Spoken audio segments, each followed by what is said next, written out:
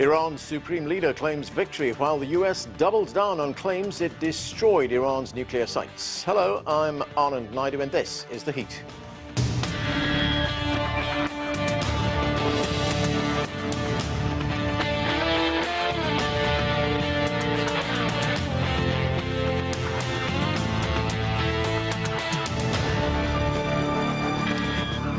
The whereabouts of Iran's enriched uranium remains in question days after a ceasefire was declared in the conflict between Israel and Iran. In their first televised messages since the ceasefire, both Iran's supreme leader, Ayatollah Ali Khamenei, and the Israeli Prime Minister Benjamin Netanyahu claimed victory. Later, we will get the view from Iran, but we begin in Israel. Dan Perry served as chief editor for the Associated Press in Europe, Africa, and the Middle East. He joins us now from Tel Aviv. Dan, great to have you with us. Welcome to the show.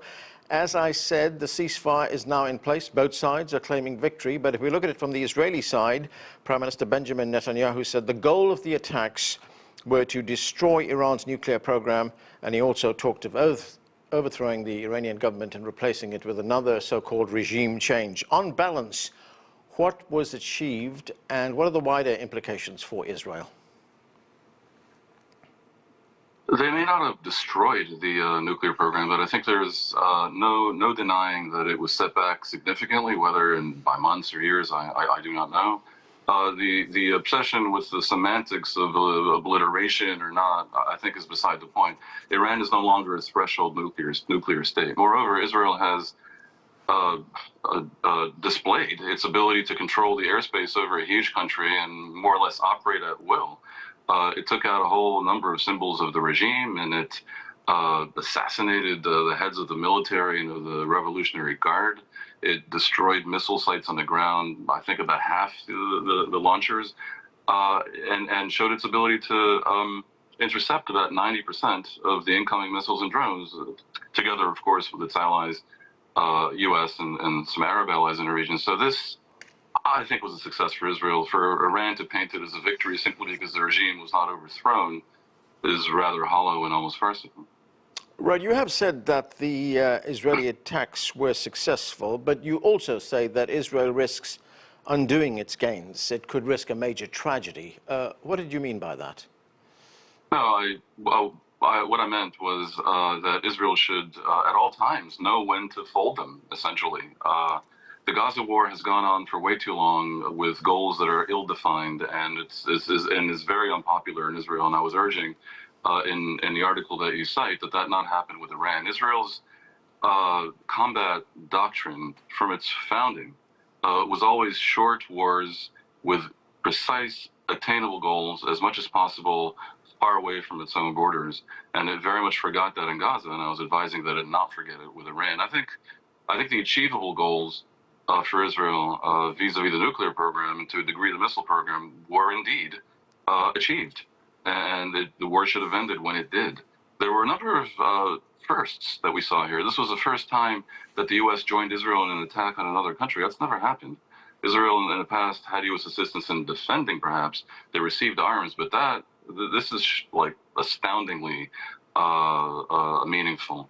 The other first, of course, is that this is a war that ended by American diktat when the U.S. president declared it over, and that was sort of interesting to behold, a real display of American power. That they have leverage over Israel and can, to a degree, control the actions of Israel should have been well known to anyone who watches carefully what goes on. The fact that Iran complied as well basically is proof positive that they wanted the war over because they were badly losing. You mentioned conditions in Gaza and, of course, Israel's involvement in Gaza for the last just 20-odd months or so. Do you foresee any changes there? Yeah, I think, let's put it this way, I wouldn't prophesize, but it seems likely to me that there will be moves happening in the near future, and maybe even right now, to end that war. Because Israel's goals are ill-defined in a way perhaps unachievable. Israel can't, its twin goals are to eradicate Hamas from the Gaza Strip and to get back the hostages, but Hamas holds the hostages and will not end the war in Israel's terms. So the force alone has not achieved this because Hamas is fanatical and they're willing to fight to the last Gazan, basically. So the war has not gone well for Israel. The Iran war was a case study in success. The Gaza war is, in my view, something of a failure because no one expected it to go on for almost 2 years now. Hamas is badly degraded, but still standing.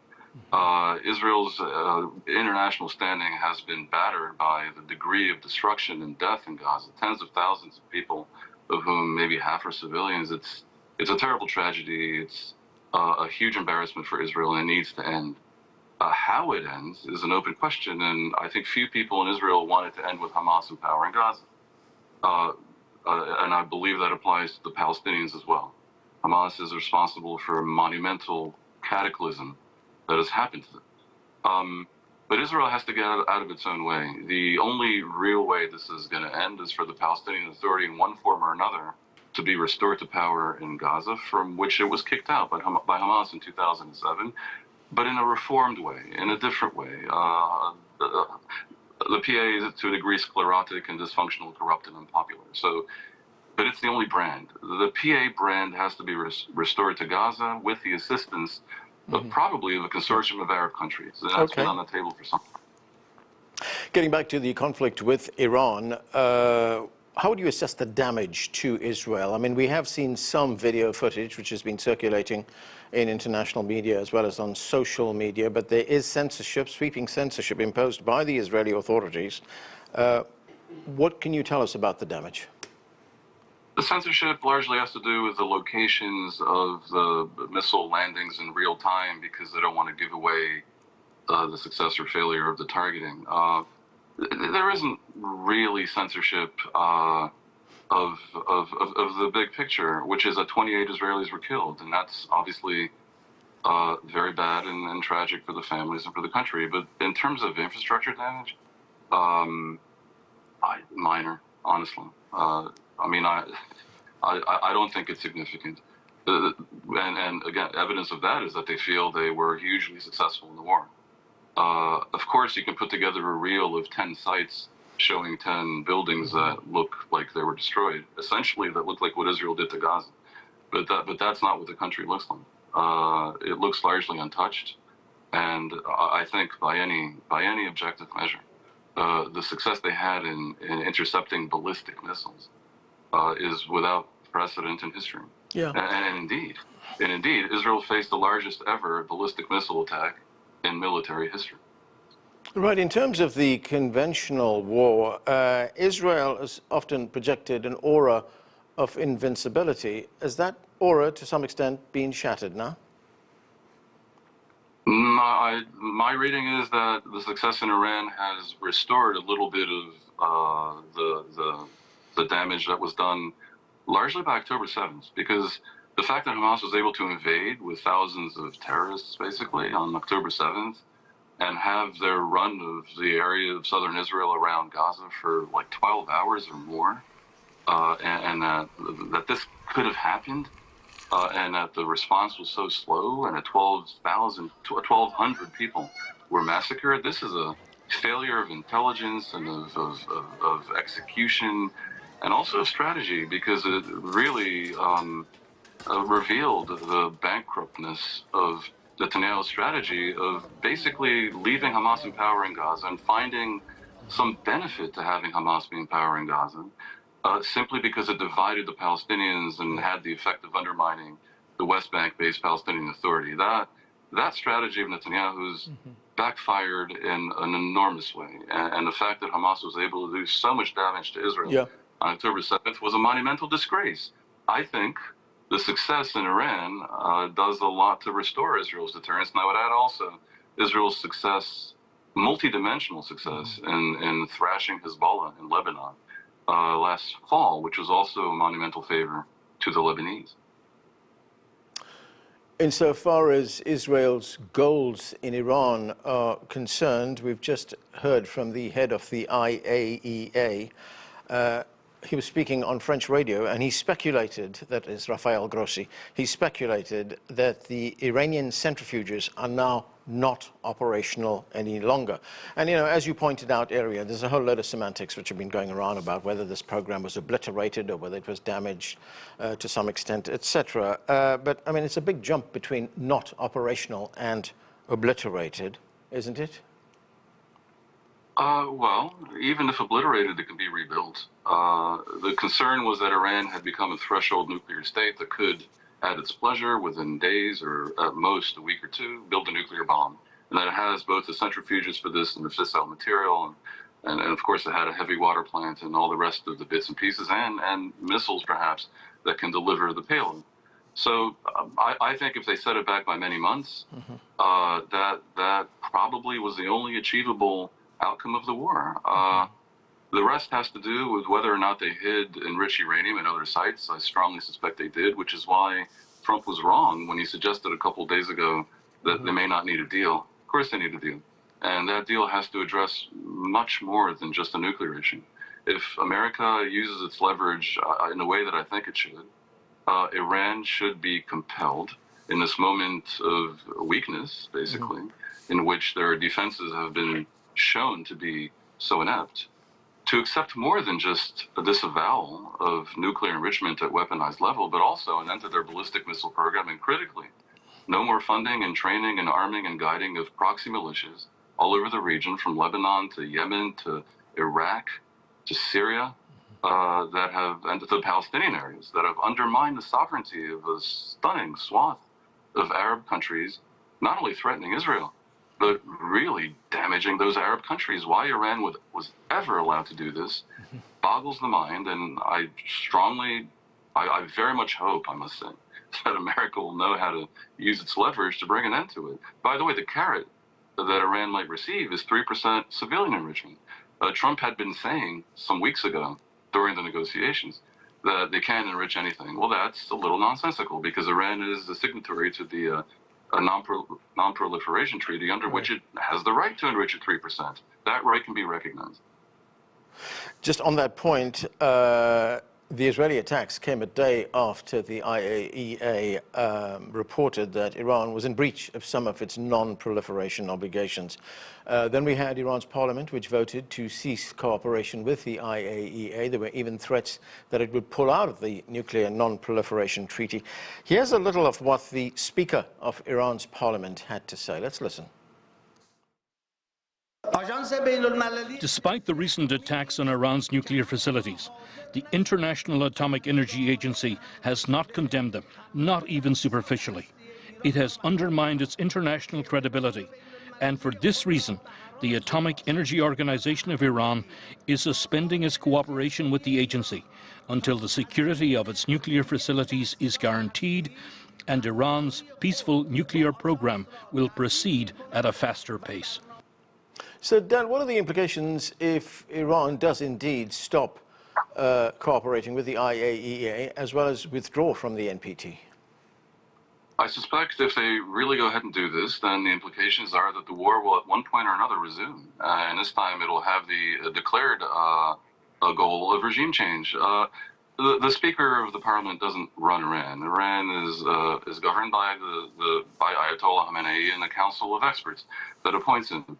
They're making a big show at present, but I suspect they know their position is a weak one, and I imagine that they have a binary choice of whether to stop messing with the entire region as they have been doing, or face a resumption of the war. Dan Perry, thanks so much for joining us. My pleasure. Joining us now is Mohammad Marandi. He's a professor of literature and Orientalism at the University of Tehran. Dr. Morandi, thanks so much for joining us. We just talked with the journalist Dan Perry, who is based in Tel Aviv. He was giving us the view from Israel, and he said, look, these attacks on Iran were effective and they were successful. What is your assessment? How has Iran emerged from these 12 days of conflict? It's very clear that Iran has emerged stronger, much stronger, in fact, because the whole country is united. What the Israeli regime and the regime in Washington actually did was that it mobilized the country. Even that segment of society which would be considered liberal, Western-oriented, and sympathetic to the West, their worldview has changed completely because Iran was sitting at the negotiating table, and Trump and Netanyahu were conspiring behind Iran's back, and they launched a sudden blitzkrieg attack, murdering many innocent people, and that changed everything. So on the one hand, they've united the Iranian people, and also we saw how effective Iran's missile and drone capabilities were. Every day across Israel, cities and key installations were being hammered, and that is something that Trump has admitted, and people like Bannon have pointed out. So there's no doubt that the Israeli regime, which had the full support of the collective West, they came short. It was not Iran that was seeking a ceasefire. It was Netanyahu, and that is well known.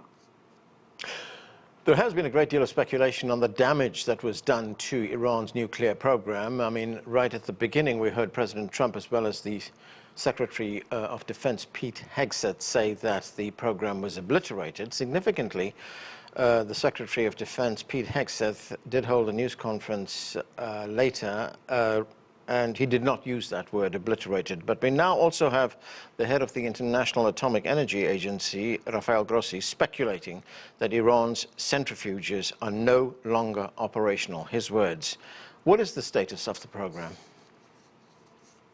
Well, he has no idea because he has not visited any of the sites, and he will no longer be allowed to come to Iran because the Iranian parliament has approved a law banning any cooperation with the International Atomic Energy Agency because of the role that they played in this illegal war and this act of aggression. So what Parliament did was basically it punished the United States and blinded Western intelligence agencies for the future. But what is clear is that regardless of what happened at these sites, and especially Fordo, is that Iran has the knowledge, and Iran has the industrial infrastructure to build a nuclear program. That industrial base exists across the country, and that's how it was created in the first place. So building centrifuges is not difficult for Iran. But from now on, the United States and the Europeans and the Israeli regime, they're not going to find out what Iran is doing because of their own act of aggression. But it seems pretty clear that the euphoric leaders in Washington who carried out this act of war and aggression against the Iranian people, their own intelligence agencies are not confirming their claims. Israel embarked on a program of targeted assassinations at the beginning of this conflict. It targeted Iranian military commanders as well as scientists in Iran as well, and at one stage was threatening the life of the supreme leader, Ayatollah Ali Khamenei. What impact have the assassinations had on Iran's military operational abilities? Well, I think we should not be fooled by Western media narratives and narratives produced by Western regimes or the Israeli regime. Targeted assassinations mean you kill a person. What the Israeli regime did was that they would target apartment blocks where they thought someone may be inside them. In one case, they slaughtered everyone inside a building, meaning 70 people and over 20 children, in order to kill 1 or 2 people. That's how the Israeli regime works. That's how they worked in Lebanon. That's how they worked and work in Gaza. They have no red lines. They have no humanity. And that, I think, is very much representative of Western civilization and Western culture, how they act with such impunity and violence and brutality and pretend that it's something else when they're dealing with the non-Western world. So there were no, or at least there were very few targeted assassinations. On the last day of fighting, they struck and murdered an Iranian scientist who was at his father's house, and murdered almost the entire extended family that was there for the duration of the fighting. So that's, of course, something that we should always remember, and that's something that the Iranians will remember in future. So I think it's fair to say, though, that the Israeli regime failed. Even though they murdered large numbers of people on day one, and they thought they scored a success, the Iranians quickly regrouped, and the country was mobilized. And we immediately saw heavy missiles striking the heart of Tel Aviv and other cities, and swarms of drones hitting Israel on a daily basis. Yeah. So again, Trump himself admitted that on the last 2 days, during the last 2 days, things were going very bad for the Israeli regime. You know, I have to ask you about yourself, Dr. Morandi. You appear on Western media quite often. Did you have any fears at any point that you may be in the crosshairs? Well, you know, actually, I have not appeared much on Western media. I've appeared a lot on alternative media. I've only appeared, I think, once on Western media during this whole period on Sky News once. And I think that says a lot about Western media. I've been on RT, I've been on Chinese television, and I've been on all sorts of alternative media shows, but not mainstream Western media. And that's because the Western media is not free and it's not open. But yes, people in Iran from security or intelligence contacted me and asked me to get rid of my cell phone because they thought I may be a potential target. But I told them that if I get rid of my cell phone, that I cannot communicate with journalists, and I feel that I have a responsibility to do so. So I thanked them, and that was it, basically.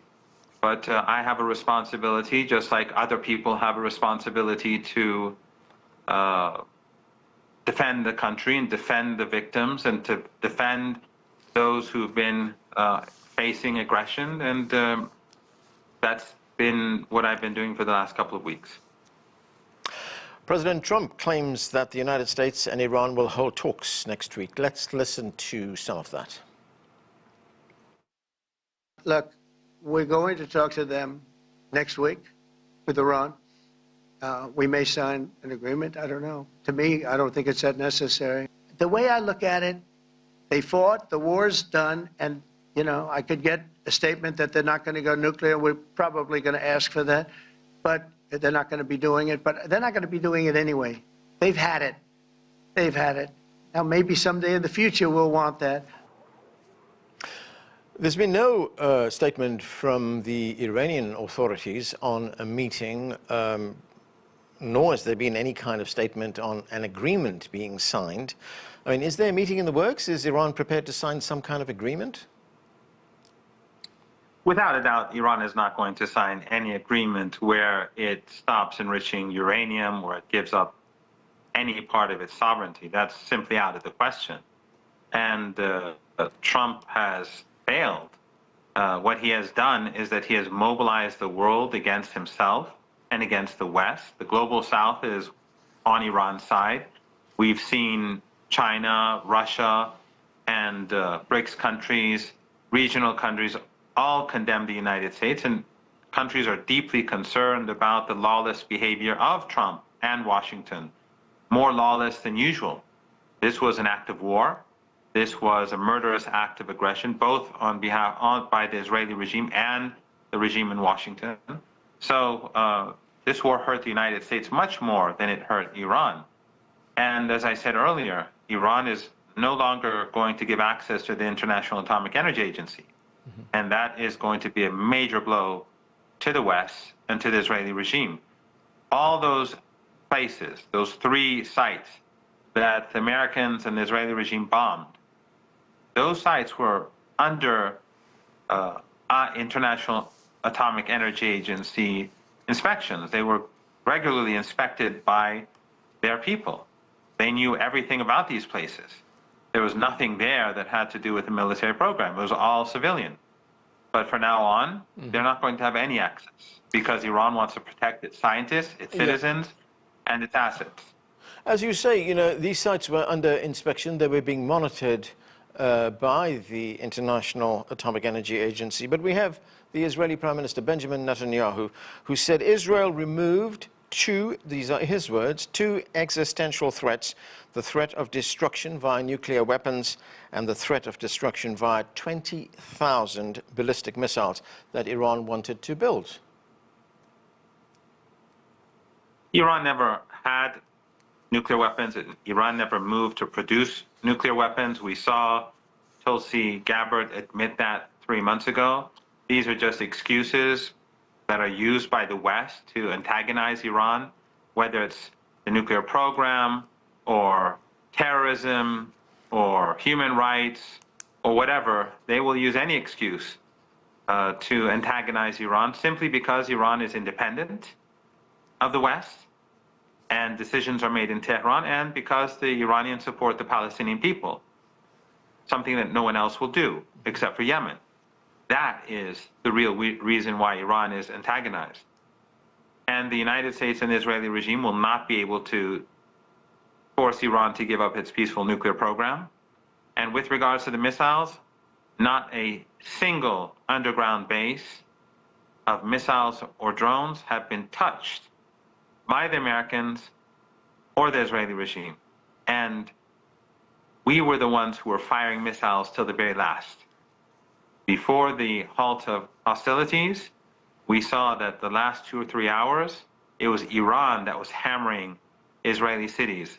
And that's something that both Steve Bannon pointed out and Trump. So Netanyahu can say what he likes, but the reality is something else. And if the Israeli regime restarts the hostilities, I assure you, it will be much worse next time for them. Right. We have a little time left. I want to ask you about the broader implications of the Iranian attack on that United States military base in the Gulf state of Qatar. The Qatari Prime Minister said the attack had inflicted a, quote, scar on relations. What is your view on that? Did it damage relations with an Arab state? For Iran, what is important is to teach the United States a lesson that it is extremely vulnerable. And it is also sending a message to these tiny Arab family dictatorships that if aggression is carried out by the United States, they host those bases and they bear responsibility. So in future, they should be very careful. Dr. Mohammad Morandi, thanks so much for being with us. Thank you for having me. And that's it for this edition of The Heat. I'm Anand Naidu in Washington.